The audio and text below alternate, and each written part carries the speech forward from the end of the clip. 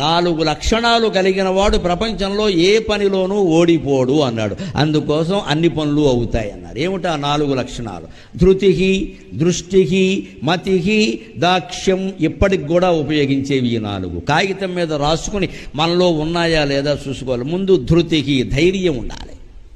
ప్రతిదానికి భయపడుతూ ఉంటే ఏ పని చెయ్యలేము. యథవ ప్రాణం ఎప్పుడైనా పోయేది. కొన్నింటికి తెగించాలి. ఆ ధైర్యం లేనివాడు ఏ పని చేయరు. అన్నిటికీ భయపడతాడు. అన్నింటికీ తోడు కావాలి. ఎవరో 4 ఉండాలి. ఎవరు ఉంటారమ్మా జీవితాంతం తోడు? అంటే మనమే ధైర్యం తెచ్చుకోవాలి. ధృతికి, దృష్టికి అంటే ముందు చూపు ఉండాలి. ఒక పనిని తలపెట్టాం, ఉద్యోగం, పెళ్లి సంబంధమే కాదు, ఆస్తులు కొంటున్నాం, ఈ నిజమే కొనేస్తాం, ఈ షేర్లో పెడుతూ ఉంటారు చాలామంది. దృష్టి ఉండదండి. ఇది పెరిగింది పెట్టేయి, అది తరిగింది అమ్మాయి, అంతే. ఇంకా ఈ పెరిగినప్పుడల్లా ఏదో పెట్టేసి తరిగినప్పుడల్లా అమ్మేసేవాళ్ళు ఒక ఏడాది అయ్యాక లెక్క చూసుకోండి, ఓ 10-15 లక్షలు శ్రీమిత్రమారమణ గోవింద అయిపోయి